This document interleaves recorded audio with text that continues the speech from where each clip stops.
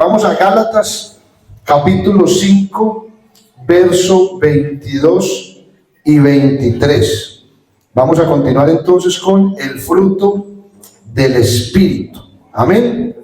Vamos a leer entonces allí, que es nuestro texto base, para que continuemos. Dice la palabra de Dios: mas el fruto del Espíritu es amor, gozo, paz, paciencia, que esos cuatro ya lo vimos, benignidad, bondad, fe, mansedumbre, templanza. Contra tales cosas no hay ley. Vamos a orar para que Dios nos hable en esta mañana. Señor Dios Todopoderoso, Padre Celestial, gracias te damos, Jesús de Nazaret, por la oportunidad que nos das, Señor, de escuchar tu santa y poderosa palabra. Gracias por cada hermano, por cada hermana que está en este lugar, dispuesto a escuchar, alimentarse de tu palabra, Jesús. Que tu palabra corra y sea glorificada y tenga el efecto para el cual es enviada. En el nombre tuyo predico tu palabra, en el nombre de Jesús de Nazaret. Amén y amén. Dando gloria a Dios, ¿se pueden sentar? Gloria a Dios. Bueno, como les decía, ya vimos las primeras 4 partes del fruto del Espíritu. Pero para retomar y para que no nos desubiquemos, recuerden que no hablamos de los frutos del Espíritu, sino del fruto del Espíritu que tiene 9 partes. Ya vimos las 4 primeras. ¿Cuáles fueron las 4 primeras partes del fruto del Espíritu? Amor, gozo, paz, paciencia. Amén. Y hoy ya entonces arrancamos con la quinta, que es la benignidad. La benignidad es una parte del fruto del Espíritu que algunos podrían decir que parece una debilidad en el cristiano, porque la benignidad es ser bueno, es ser benigno, es actuar de manera buena ante las personas, aunque las personas sean malas conmigo. Entonces alguien dirá: ¿yo cómo voy a ser benigno con alguien que es maligno conmigo? Eso es debilidad de la parte cristiana. Pero ser benigno significa ser cortés, de buenos modales, ser bondadoso, inclusive ser sereno, ser paciente. No significa ser ni duro, ni violento o áspero. Y tenemos el mayor ejemplo, porque todo esto depende directamente de nuestro Dios, y Jesús era cortés en su trato con la gente. Nunca vemos a Jesús siendo violento. Inclusive una de las partes que nos muestra la palabra de Dios es cuando él llegó al templo y derribó todas las ventas que tenían allí, pero nunca fue grosero. Fue contundente, que es diferente, y por el celo que tenía por las cosas precisamente sagradas, pero no fue descortés. Entonces, a la vez, nosotros debemos con el trato de la gente, ser muy amables, pero también debemos ser firmes y decisivos, como lo fue Jesús, cuando sea necesario. El Señor quiere que seamos benignos hacia todos los hombres, no hacia algunos o hacia el que me caiga bien. Inclusive debemos de ser benignos con el que me caiga supuestamente mal, que no debería nadie caerme mal. Amén. Mira lo que dice la palabra de Dios, segunda de Timoteo capítulo 2, verso 24. Porque el siervo del Señor no debe ser ¿qué? Contencioso, sino amable con algunos, con todos, apto para enseñar, sufrido. Mire lo que dice: que con mansedumbre corrija a los que se oponen, por si quizás Dios le conceda que se arrepientan para conocer la verdad. Imagínese uno ser bien áspero con una persona que porque no es creyente, y después tener que encontrar a esa persona buscando de Dios. ¿Con qué cara lo voy a mirar yo? Si yo era llamado a darle ejemplo, a mostrarle el amor de Cristo. Amén. Entonces, la benignidad de Dios en nuestra vida nos engrandece. Mire lo que dice el Salmo capítulo 18, verso 35. Dice: me diste a sí mismo el escudo de tu salvación, tu diestra me sustentó y tu benignidad me ha engrandecido. Recordemos que si usted tiene benignidad en su vida, si usted es benigno, no es porque usted lo produzca, es algo que produce el Espíritu Santo en mi vida. Entonces yo por naturaleza no puedo ser bueno, pero cuando viene a mi vida la naturaleza espiritual de Cristo Jesús, ya las cosas cambian. Por eso es muy reprochable cuando uno ve un cristiano que se sale de todo contexto, que se sale de los chiros, como se dice, porque entonces ¿dónde está la obra del Espíritu Santo? Obviamente usted y yo decidimos si permitimos que el Espíritu Santo obre en nosotros o no. Porque el Espíritu Santo no nos va a obligar. Usted no quiere nada conmigo, listo, voy para afuera. Amén. Entonces eso es la benignidad. La benignidad es ser cortés, de buenos modales, bondadoso, paciente, sereno y no ser violento. Vamos a la bondad, que es la sexta parte del fruto del Espíritu. Esta palabra incluye la justicia, la moralidad, la virtud y la excelencia. Debemos recordar lo que dice Marcos 10:18. Ninguno hay bueno, sino solo uno. Entonces, ¿quién es bueno? El único bueno, ¿quién es? ¿Usted está seguro de eso? ¿Quién es el único bueno? Dios. Pero entonces aquí viene la parte interesante. Yo no puedo ser bueno por naturaleza, pero si permito que Él entre a mi vida, tiene que haber bondad en mí. ¿Por qué? Porque es que Él lo prometió. Él prometió que cuando Él entrase en la vida del ser humano, la vida del ser humano iba a ser transformada. Por eso no hablamos de los frutos del Espíritu, sino del fruto, porque todos estos 9 partes deben de estar incluidas en un cristiano que quiere agradar a Dios. Yo no puedo decir, aunque yo tengo amor, no tengo bondad, porque si usted tiene amor es porque ama a Dios y porque ha conocido a Dios, y si tiene amor, tiene el resto y ir para allá. Dentro de eso la bondad. Mire lo que dice Santiago capítulo 1, verso 16. Amados hermanos míos, no erréis. Toda buena dádiva y todo don perfecto desciende de lo alto, del Padre de las luces, en el cual no hay mudanza ni sombra de variación. Si me puede ayudar buscando el mismo texto en la TLA, si me hace el favor. Santiago 1:16 en la TLA. Miren cómo nos trata de bonito, mis queridos hermanos, así como con tranquilidad, para después meter el garrotazo. No sean tontos. O sea, miren que primero mis queridos hermanos, pero después les digo, no sean tontos. Ni se engañen a ustedes mismos. Dios nunca cambia. Fue Dios quien creó todas las estrellas del cielo y es el que nos da todo lo bueno y todo lo perfecto. No se crea usted el cuento de que usted es bueno. Bueno Dios. Y entonces, si Dios es bueno y yo quiero caminar como Dios desea que caminemos, permito que el Espíritu Santo entre en mi vida y me corrija, me ayude. Mire, lo que les decía el juez, hermano, no podemos entrar, es que así soy yo, así me criaron, esa es mi personalidad, ese es mi temperamento. Aquí no vale personalidad, aquí no vale temperamento, aquí no vale cómo lo criaron. Inclusive, no, es que usted no sabe lo que me tocó a mí sufrir en la vida. Aquí no vale eso. Cuando Cristo entró en la vida, la transforma completamente. Las cosas viejas pasaron y aquí todas son hechas nuevas. Yo no puedo vivir del pasado, ni puedo vivir de lo que yo supuestamente soy. Yo ya quién soy, un hijo de Dios. Amén. Entonces nuestra justicia propia, mire lo que dice Isaías capítulo 64, verso 6, que nuestra justicia viene a ser como trapos de inmundicia. Miremos en la TLA, ahí mismo en la TLA, 64:6, Isaías. Porque la Reina Valera dice que la justicia del hombre viene a ser como trapos de inmundicia a los ojos del Señor. Vamos a ver cómo dice acá en la TLA, aunque nuestras mejores obras son como un trapo sucio. O sea, usted puede ser muy bueno, pero ante la justicia de Dios es un trapo sucio la bondad suya. Porque aquí lo que sirve es la bondad de Dios. Por eso nosotros no nos salvamos por nuestras propias obras.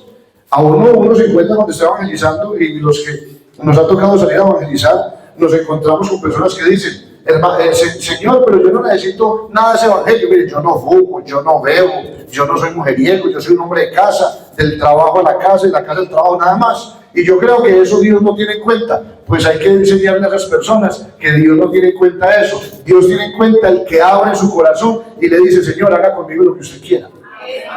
Ante la ley, Pablo era bueno, ante la ley, de buenas obras. Es más, era tan bueno que perseguía a los cristianos.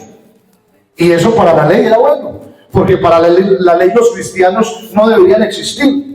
Porque para la ley lo que existía era todo lo que ya había sido determinado por Moisés, y los cristianos no seguían la ley de Moisés, sino que estaban siguiendo la ley de Jesucristo. Entonces Pablo, cuando comienza a contar su testimonio, dice, pues si en algo tengo que gloriarme, alguien tiene que gloriarse, yo tengo que gloriarme, porque soy judío entre los judíos, o sea, soy criado a los pies de Gamaliel, o sea, tengo un conocimiento impresionante, he hecho muy buenas obras, pero en cuanto a mí merece, todo eso lo cuento como basura.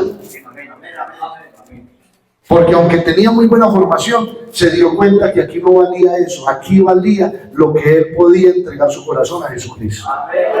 Entonces, solo la justicia de Cristo nos salva cuando tenemos fe en él.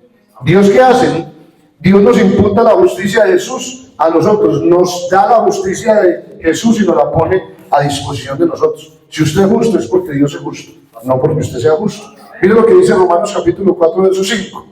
Mas el que no obra, sino que cree en aquel que justifica al impío, su fe le es contada por justicia.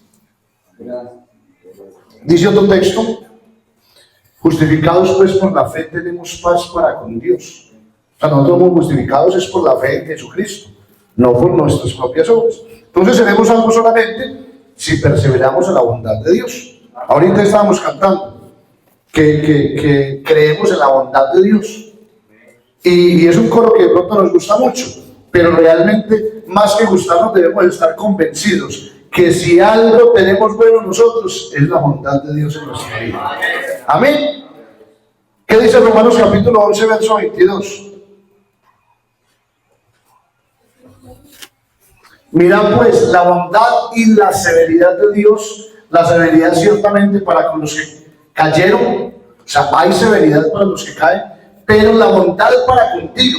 Si permaneces en esa bondad, pues de otra manera tú también serás cortado. Hay que permanecer ¿dónde? En la bondad de Dios. Amén. Entonces tenemos que aunque la benignidad y la bondad se parecen mucho, pero son muy distintas al mismo tiempo. Pero tenemos algo que las une, y es que las dos dependen exclusivamente de Dios en la vida del ser humano. Vamos a la fe, que es la séptima parte. La fe, ya hemos hablado mucho de la fe. Alguien habla de la fe y entonces se va a Hebreos capítulo 11, después la fe, la certeza de lo que se espera, la convicción de lo que no se ve. En el capítulo 11 de Hebreos nos habla ampliamente de la fe, de los hombres de fe, de que sin fe es imposible agradar a Dios, pero debemos de mirar que aunque hemos hablado mucho de la fe, esta de la que estamos hablando, que es el fruto del Espíritu, está relacionada directamente con la salvación, y que no solamente tenemos necesidad de la fe para ser salvos, sino que necesitamos la fe para seguir nuestra vida cristiana a diario.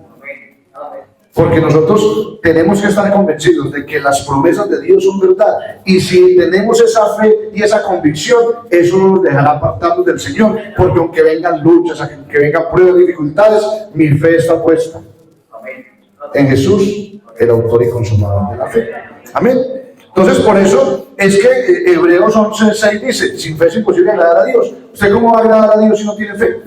Si no tiene confianza de que Él todo lo puede, de que Él es el que produce todo lo bueno en nosotros, de que Él es el que nos sustenta, nos sostiene, de que todo inclusive, aunque usted trabaje muy duro.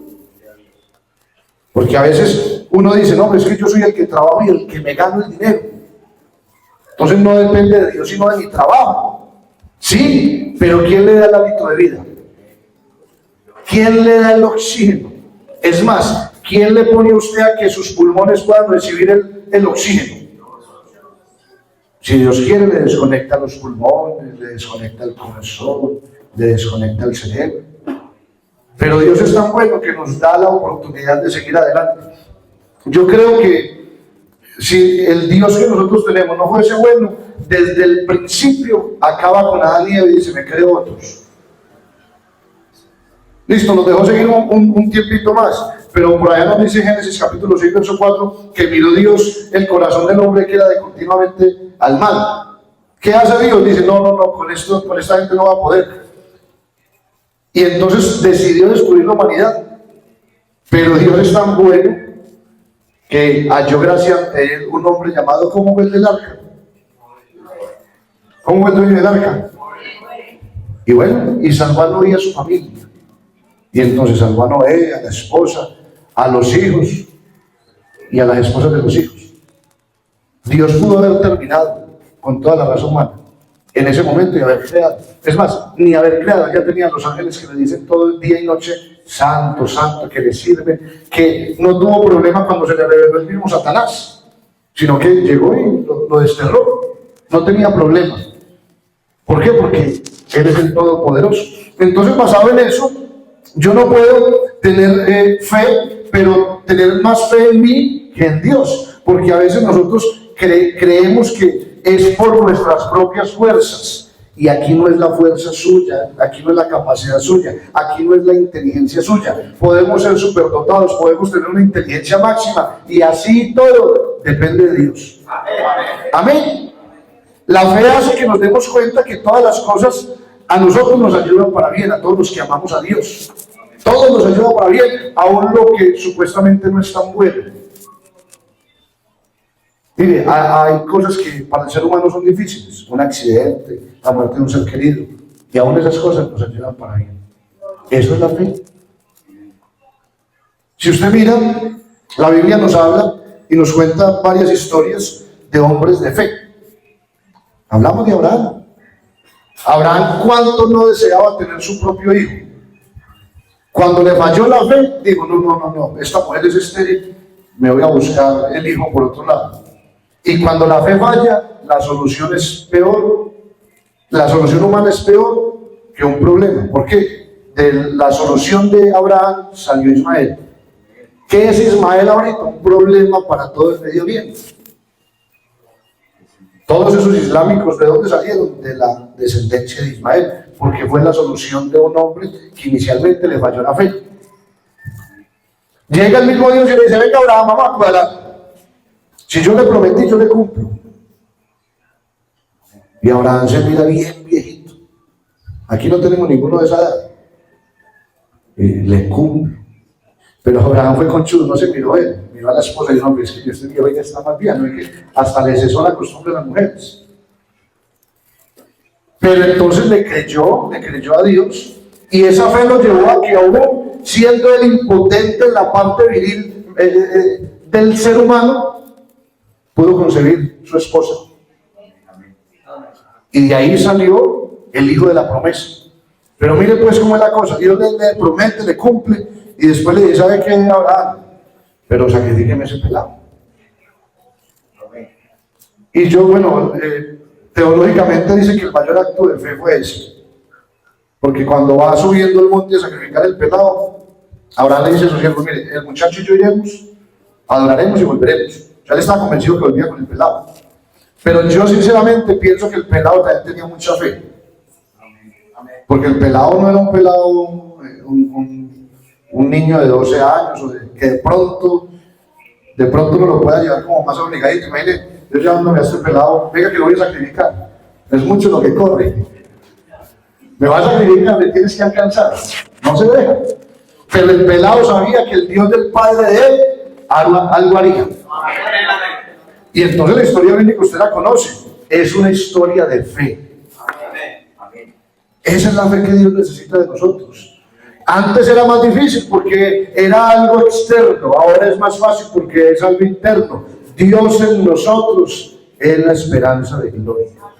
Amén, gloria a Dios. La fe nos asegura que Dios nunca permitirá que seamos tentados más de lo que podamos resistir y que Él siempre proveerá la salida. Eso nos enseña 1 Corintios 10:3. La fe produce oraciones contestadas, la fe produce necesidades abastecidas y promesas cumplidas. Dice la palabra de Dios, y todo lo que pidieres en oración creyendo, lo recibiréis. Pero también dice la palabra, pedís y no recibís porque no sabéis pedir. Es que no es solamente ir a pedir, es pedir con fe. Ahí es donde está la diferencia. Mateo capítulo 21, verso 22. Mire lo que dice Mateo 11, 22.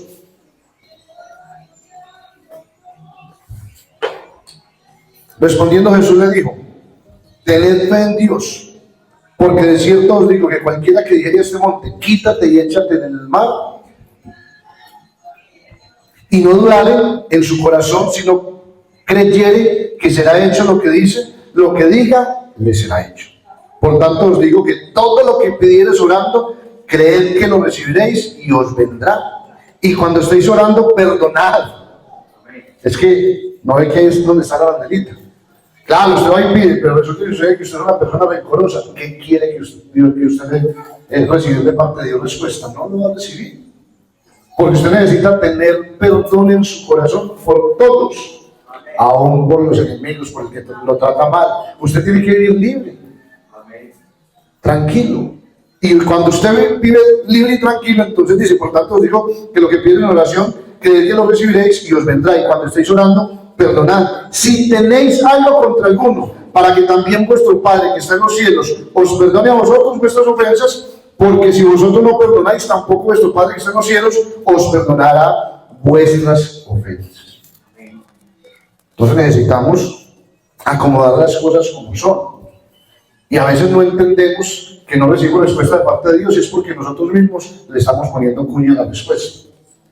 Dios queriendo entrar, Dios queriendo hacer, pero usted con la cuña, con el rencor, con el odio, con la ira. Bueno, la ira no es pecado, el pecado es pecar con la ira. Pero hermano, si yo creo, Dios le da libertad a todo lo que usted cree. Yo eso estoy convencido de que es así. Yo estoy convencido de que cuando yo creo, así no vea, así el panorama esté oscuro, esa es la fe. Dios hace. Dios hace. Porque es que eso es lo que hemos creído, que hay un Dios todopoderoso de parte mía. Y si Dios es con nosotros, ¿quién contra nosotros? Entonces preguntaría a alguien, ¿cómo conseguimos la fe? Porque todos tenemos un nivel de fe. De eso también yo tengo claridad. Yo no puedo pretender que todos tengan el mismo nivel de fe que yo tengo. Pero la idea es que todos crezcamos en fe. Entonces, en primer lugar, tenemos que darnos cuenta que Dios a cada uno nos ha dado una medida de fe. Romanos 12:3, digo pues, por la gracia que me es dada, a cada cual que está entre vosotros, que no tenga más alto concepto de sí que el que debe tener, sino que piense de sí con cordura, conforme a la medida de fe que Dios repartió a cada uno. Entonces ya usted tiene una medida de fe por ser hijo de Dios. Ya tiene fe. O sea, todos los que estamos acá tenemos fe de parte de Dios. No los veo convencidos, pero todos tenemos fe. Y esa fe hay que ejercitarla. Amén. Mire lo que dice Mateo 17, verso 20. Jesús le dijo: por vuestra poca fe, porque de cierto os digo, que si tuvierais fe como un grano de mostaza, diréis a este monte, pásate de aquí a allá, y se pasará, y nada os será imposible. Pero este género no sale sino con oración y ayuno. Entonces, la pregunta es, ¿cómo conseguimos la fe? Primero, con oración y ayuno. ¿Qué vamos a hacer el próximo sábado? Vamos a sacar el día de ayuno porque necesitamos primero que se rompa la incredulidad de nosotros mismos. Si la gente en México no se convierte, no es por culpa solamente de la gente, y nunca va a ser culpa de Dios. Es culpa de la incredulidad, que cuando usted sale a evangelizar, usted sale con una incredulidad tan grande que ¿quién se va a convertir? Pero si usted sale convencido de que Dios le ha dotado de autoridad espiritual para hollar serpientes, para echar fuera demonios, usted entrega un tratado con la utilidad de Jesucristo y algo tiene que ocurrir en el que está recibiendo el tratado. Entonces la primera incredulidad que hay que romper es la de nosotros. Y segundo, la del pueblo, obviamente. Pero tenemos que comenzar por nosotros. Yo no sé cuántos conocen un grano de mostaza, pero realmente es algo muy diminuto. Es algo muy pequeño. Yo digo, bueno, entonces, si la palabra de Dios me dice que yo puedo decirle a ese problema, porque vamos a hablar de que la montaña es un problema, para nosotros un problema es una montaña.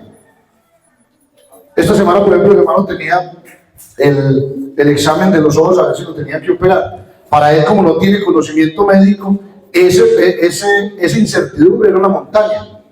Y él decía, ¿ahora qué voy a hacer, Señor? ¿Será que me tienen que operar? ¿O pierdo mis ojos, pierdo mi visión? Y se convierte en un problema. Pero cuando nosotros depositamos nuestra fe en Dios, ¿qué hizo él? Hermanos, oren por mí, que yo sé que Dios puede obrar y que no me opere. Amén. Amén. Porque Dios obra, Dios sana, Dios liberta, Dios, mejor dicho, el Dios que nosotros tenemos es lo único que necesita el ser humano. Él tiene todo lo que nosotros necesitamos. Todos tenemos fe, pero necesitamos entonces ejercitarla. Primero, con oración y ayuno. Segundo, ¿cómo ejercitamos la fe? Dice la palabra de Dios en Romanos capítulo 10, verso 17. Así que la fe es por el oír, y el oír por la palabra de Dios. Cuando usted escucha continuamente palabra de Dios, la palabra de Dios nos nutre, nos alimenta, nos fortalece. Y entonces nos sentimos nosotros confiados de que esa palabra que es predicada es para mí y es para fortaleza mía para yo poder enfrentar lo que se me viene. Amén. Entonces tenemos que reforzarnos en la fe, principalmente por medio de la oración y el ayuno, y segundo por medio de oír la predicación de la palabra de Dios. Y eso obviamente viene incluido cuando nosotros podemos leer las promesas de Dios y estar convencidos de que lo que Él promete lo cumple. Mire, a mí me parece que a veces somos tan ilógicos. Si hay algo extraño dentro de la predicación del Evangelio, es decir que un día el Señor vendrá y nos levantará, y que Él vendrá hasta las nubes y que nos levantará. Eso es extraño, comenzando porque hay algo que llama la ley de la gravedad. Pero eso nosotros, como estamos esperanzados y tenemos una fe en la salvación, nosotros creemos que eso puede suceder. Eso es un milagro, y no menor. Pero tenemos un problema natural, sencillo, y ese, si no, ¿será que Dios sí es capaz de orar en eso? Oiga, si va a ser capaz de levantarlo, si va a ser capaz de transformarlo, porque Él dice que transformará este cuerpo corruptible en un incorruptible en cuestión de milésimas de segundos, ni siquiera de segundos, de milésimas de segundos. Usted, ese cuerpo que tiene corruptible, será transformado inmediatamente, en un abrir y cerrar de ojos, por un cuerpo incorruptible, y así entonces podremos ser elevados. Eso lo cree usted ciegamente, pero viene el problema y dice, no, ¿ahora qué vamos a hacer? Y nos derrumbamos. Ahí es donde la fe no es lógica. ¿Por qué si tenemos fe para unas cosas y para otras no? Necesitamos ejercitarnos en la fe, que es otra parte del fruto del Espíritu. 8. Mansedumbre. ¿Qué es la mansedumbre? Ser manso significa ser paciente, apacible, no dispuesto a la ira o el resentimiento. Esto no es debilidad del ser humano, ni falta de valentía. Porque es que a veces no, es que mire, hay un dicho y me parece grotesco, es que el cristiano debe ser manso, mas no menso. Sí, eso lo dicen. Y no, nosotros es que no podemos ser tan, perdónenme la palabra, pero ser tan vulgares con el reconocimiento de lo que Dios nos manda hacer. Hermano, si usted es manso, déjele que Dios lo defienda. Dios sabe defender. Amén. Mire lo que habla la mansedumbre. La mansedumbre incluye la humildad, una conciencia de que no somos nada sin Dios y que tenemos que tener continuamente la ayuda de Dios en nuestra vida. Eso es la mansedumbre. La mansedumbre es una cualidad importante que todos los cristianos debemos de tener y que los hombres que le sirvieron a Dios la tuvieron muy marcada en su vida. Alguien manso, Moisés. La Biblia habla de la mansedumbre de Moisés, Números capítulo 12, verso 3, que fue el hombre más manso de su tiempo. Números 12, 3, mire, pero Moisés tuvo una transformación. Moisés no era manso. Por allá está, cuando vivía en la casa del faraón, está caminando por el lado de donde vivían los judíos y ve que un egipcio está pegándole a un judío y se enfureció porque no tenía mansedumbre. En ese momento, ¿qué hace en su vida? Mató al egipcio. Al matar al egipcio, ¿qué hizo? Salió corriendo. Eso le valió para un proceso de 40 años. Le tocó irse por allá a trabajar, a poder vivir una vida diferente después de haber vivido en el palacio del faraón. Le tocó huir durante 40 años. Dentro de ese proceso, tiene un encuentro personal con Dios y se encuentra al frente de él una zarza que ardía y no se consumía. El mismo juego del Espíritu de Dios. Le dice el Señor, quítale el calzado de sus pies porque el lugar que pisa santo es. Se acerca ahí y surge una transformación en la vida de él. Inicialmente Moisés no quería recibir el llamado de Dios, pero Dios llega y lo transforma y le dice, es que no es lo que usted sea, es lo que yo voy a hacer de usted. Porque Moisés no sabía ni hablar. Moisés ya habíamos visto que era iracundo. O sea, ¿cómo no llegar y matar a una persona? Tiene que ser una persona que lo domina la ira. Pero pasó de ser un hombre iracundo, un hombre que ni sabía hablar, a un hombre que dependía totalmente de lo que Dios podía hacer por medio de él. Un hombre manso. Amén. Jesús también se describe a sí mismo como manso y humilde. Y si nosotros somos cristianos imitadores de Cristo, debemos de ser mansos y humildes. Y Jesús dijo que los mansos heredarían la tierra. Mateo capítulo 5, verso 5. ¿Qué es lo que el Señor quiere? Que exhibamos la mansedumbre que nosotros tenemos a todos los hombres. Tito capítulo 3, verso 2. Leámoslo. Tito 3, 2.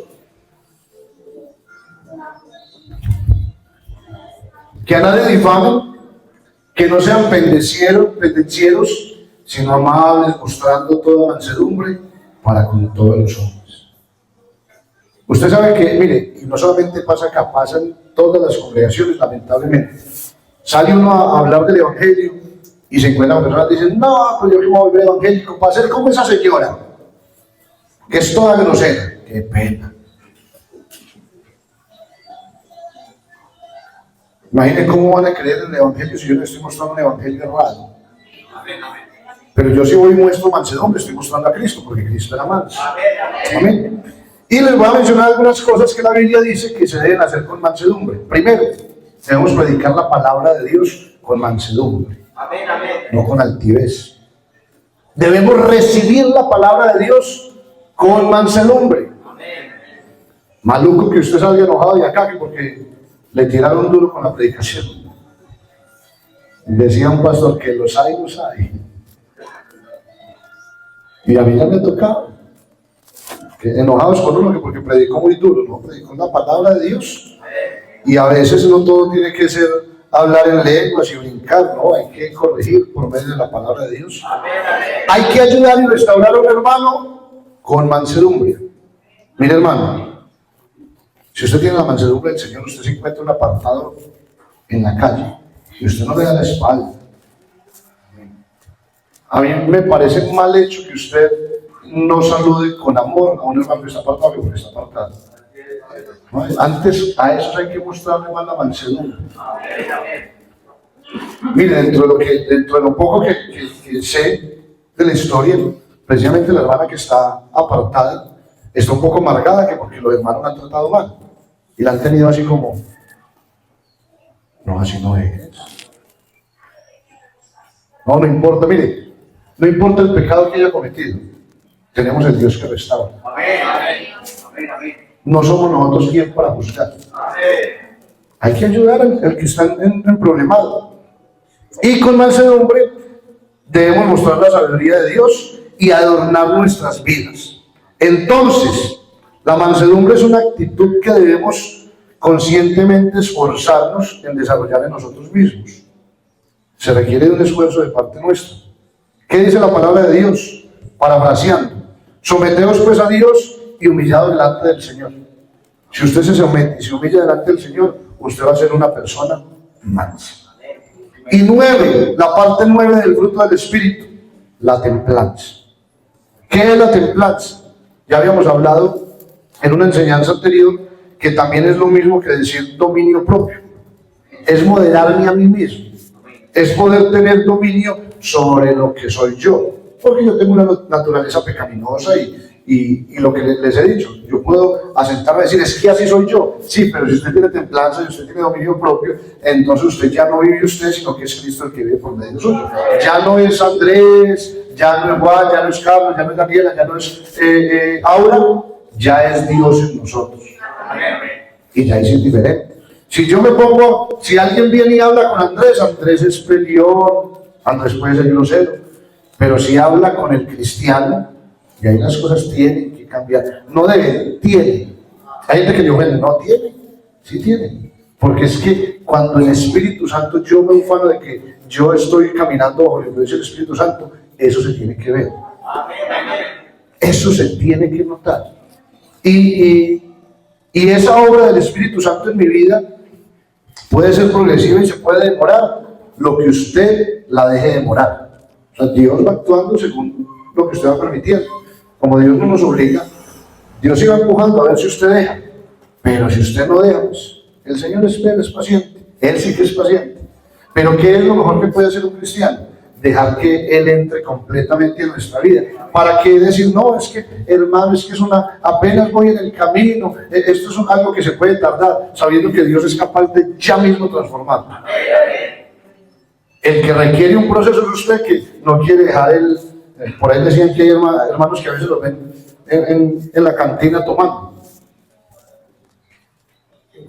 No es que es un proceso, no puede dejar el cigarrillo, no puede dejarlo, no quiere dejar que el Espíritu Santo le quite eso, o que le quite el guarito, o que le quite la mentira. Porque es que a veces nosotros nos fijamos en lo que es más notorio.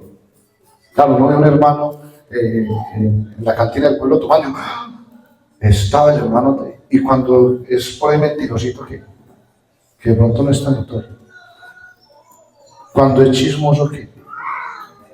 Cuando es murmurador, ¿qué? Cuando es pendenciero, ¿qué? Porque es que a veces de pronto miramos lo que es más evidente pero hay otras cosas que también son complicadas. Me decía, hace días que hablaba con el esposo de la hermana Dora, él decía, mire, ¿por qué no? Porque yo dejé creer en los católicos, porque ellos van y están en la misa, pero salen a decir mentiras, salen a tratar mal a los demás. Entonces allá no hay ningún cambio. Entonces uno ve que en la iglesia evangélica la gente sí cambia, aunque hay algunos que también por ahí como que están dañados. Decía él, que no seamos de los dañados, amén, amén, que seamos de los que permitimos que el Espíritu Santo obre continuamente en nuestra vida. Mire, cualquier placer puede llegar a ser dañino si es llevado en exceso, y cualquier cosa buena puede arruinar una vida si es llevada al extremo. ¿Qué necesitamos? Tener templanza, tener un dominio propio. Vamos a leer 1 Corintios capítulo 9, verso 24. Porque allí Pablo nos ilustra bajo un concepto de una carrera. Eso es templanza, lo que nos enseña Pablo allí. Dice, ¿no sabéis que los que corren en el estadio todos a la verdad corren, pero uno solo lleva el premio? Corred de tal manera que lo obtengáis. Entonces aquí es la fórmula. Todo aquel que lucha de todo se abstiene. Amén. Ellos a la verdad para recibir una corona corruptible, pero nosotros somos incorruptibles. Así que yo de esta manera corro, no como la aventura. De esta manera peleo, no como quien golpea el aire, sino que golpeo mi cuerpo y lo pongo en servidumbre, no sea que habiendo sido heraldo para otros, yo mismo venga a ser eliminado. Un deportista tiene que abstenerse de muchas cosas. Es más, llevan una dieta estricta, no puede salir después de cierta hora, estar por ahí en la calle, tiene que dormirse temprano, levantarse temprano, tiene que ejercitarse. Yo veía uno de los ejemplos más particulares del deporte, y hay una carrera que es la carrera de 100 metros libres. O sea, correr 100 metros dura entre 9 y 10 segundos, esa carrera, 9 o 10 segundos, no dura más. Para correr esa carrera en los Olímpicos y poderse ganar la medalla de oro, poder competir por la medalla de oro, se preparan un año entero para recibir una corona corruptible. Un año de una lucha continua, de abstenerse, de golpear su propio cuerpo, o sea, de hacerle duro a su propio cuerpo para ganar una medallita. ¿Qué no podremos hacer nosotros para ganarnos la gloria eterna? ¿Por qué no abstenernos de nosotros mismos? Bueno, el peor consejero que hay para nosotros somos nosotros mismos. Nosotros somos muy perversos con nosotros mismos, pero cuando llega el consejo espiritual de parte de Dios a nuestra vida y dejamos que Él nos corrija, que Él nos ayude, que Él nos forme, que Él nos transforme, las cosas cambian. Entonces, para poder ganar esta carrera, el corredor debe ser templado en todas las cosas. Debemos de tener disciplina y dominio propio. Debemos de tener un programa de entrenamiento bien equilibrado y debemos ser moderados en nuestras actividades. Lo estoy hablando de manera espiritual. ¿Qué dice Pablo? Él mismo se pone como ejemplo y dice que él mismo practicaba la disciplina y el control, y dijo que sabía cuál era su meta y que por eso se golpeaba él mismo. Entonces, la templanza es un atributo que debemos exhibir en todo momento. Miren lo que dice la palabra de Dios: vuestra gentileza sea conocida de todos los hombres. Filipenses 4:5. ¿Qué quiere el Señor, hermanos, con esto del fruto del Espíritu? Que usted y yo podamos vivir una vida espiritual sosegada, tranquila. Amén, amén. Si el Espíritu de Dios está actuando en nuestra vida, si el fruto del Espíritu está actuando en nuestra vida, nosotros tenemos una vida espiritual tranquila.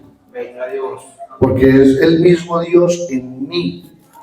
Que eso dentro de la fe, que lo mencionábamos, a veces es lo que le queda complicado a alguien. Porque no hemos podido incluir en nuestra vida la santidad como un modo de vida. Recuerden que esta enseñanza está y es denominada camino hacia la santidad. Ese camino, dentro de ese camino, está que podamos tener el fruto del Espíritu muy marcado en nuestra vida y que podamos trabajar continuamente para perfeccionarnos en Él. Y esto no depende solamente de un conocimiento bíblico, sino que podamos ese conocimiento interiorizarlo.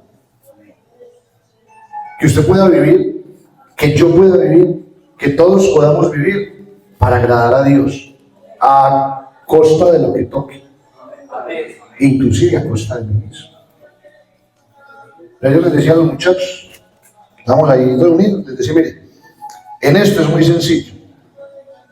Uno a veces tiene problemas, es porque se ponía fijados en tantas cosas, es que este no me quiere, es que este me la montó, o es que esta me miró. No, mire, desliguémonos de todo eso, pasemos al frente, dejemos todas esas cosas atrás. Que no, que eso es injusto, a mí no me toca decidir qué es injusto y qué no es injusto. Yo sigo adelante, Dios pelea por mí. De verdad que Dios pelea por mí. Y yo sí que puedo hablar de eso. Ayer les menciono eso porque estamos hablando de mis inicios en la predicación de la palabra. A mí me tiraban duro y me regañaban y el pastor que tenía yo ahí como dirigiéndome no fue muy amable conmigo. Pero usted cree que mi rencor por ese hombre me da tristeza por él. Pero yo mire Dios dónde me tiene. Para salir al ministerio, antes, alguien me dijo, no, usted nunca lo sacaría al ministerio. ¿Usted cree que yo tengo rencor por ese hombre? Lo saludo con mucho amor. Y si me pide un favor, le corro. Porque es que nosotros tenemos que liberarnos de tanta cosa, de tantas cosas que pueden afectarnos. El enemigo es el que nos mete esos cuentos. Venga, no sea bobo. No, eso no es el bobo, ese es cristiano. Aquí no es que seamos bobos o que seamos mensos, somos cristianos. Y como cristianos vamos por la calle. Y si alguien nos hizo un mal, tranquilo, espere. Que si Dios no lo tiene, no está en el plan de salvación, espere que Dios ya le tiene preparado ahí. Porque Dios dice, no, mire, Él no permite que toquen a uno de sus hijos. ¿Sabe qué hace Dios con nosotros? Usted ha visto, y los que nos ha tocado ver eso tan bonito, cómo hace la gallina con sus polluelos. Él los protege, abre sus alas. Vaya, sáquenle un pollito de ahí. La gallina lo persigue hasta donde toque perseguirlo.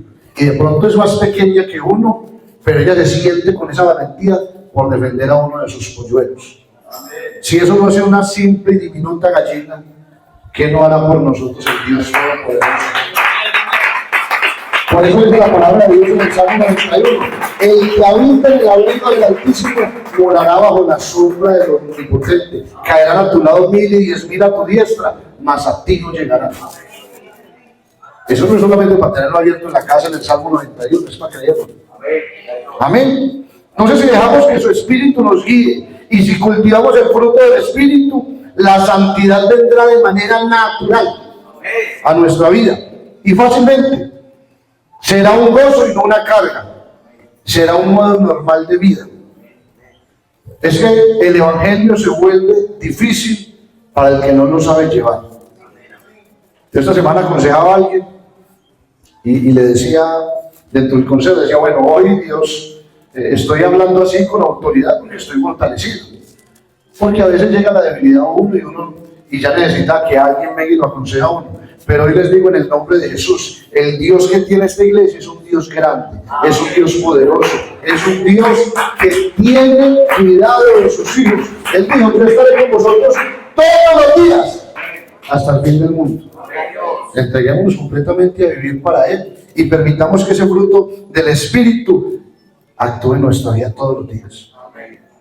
Aunque venga el enemigo y le ponga la tentación más dura, La debilidad suya el enemigo la sabe. Él sabe qué le molesta, qué le choca. Y por ahí nos tira todos los días. El que la debilidad son las mujeres, le presenta la ocasión en todo momento. Pero si uno está ubicado en el fruto del Espíritu, no me muevo. De verdad, hermano, es que el que cae, cae porque se descuidó. No cae porque, no, de un momento a otro cae, no. No es que Dios, cuando nos tiene en su mano, cuando estamos en la mano del Señor, nada nos puede hacer frente. Pero ¿qué necesita el cristiano? Poder ubicarse en el amor, en el gozo, en la paz, en la paciencia, en la benignidad, en la bondad, en la fe, en la mansedumbre y en la templanza. Eso es un solo paquete. No puede usted tener uno y el otro no. Todo debe ir. Si uno falla, fallan todos. Si uno está bien todos. Vamos a permitir que el Espíritu de Dios sobre nuestra vida. Vamos a decirle, Señor, mire, esta es mi vida, yo quiero ser su templo. Y cuando somos templo del Espíritu Santo, dice que Él nos guiará aún más allá de la muerte. Eso es bíblico. Y es una verdad absoluta. Él guía al ser humano. No es aquel que dice, mire, no, yo no necesito a alguien que sea muy sabio. Lo único que necesito es que entreguen su corazón. Dame, hijo mío, tu corazón. Entonces, ¿qué hace él? Pues para que se vea la obra más poderosa en que Él es grande y que nosotros somos diminutos. De lo vil y menospreciado escogió Dios para descansar a los santos. Aquí estamos los viles, pero fortalecidos por el poder de Jesucristo. Yo quiero invitarle a estar en sus pies.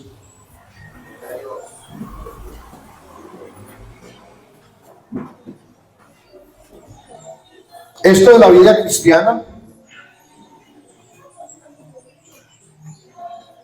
es lo que dijo un hombre por allá. Dura es esta palabra, le dijo al Señor. El Señor le dijo, venga, Señor, ¿cómo puedo seguirlo?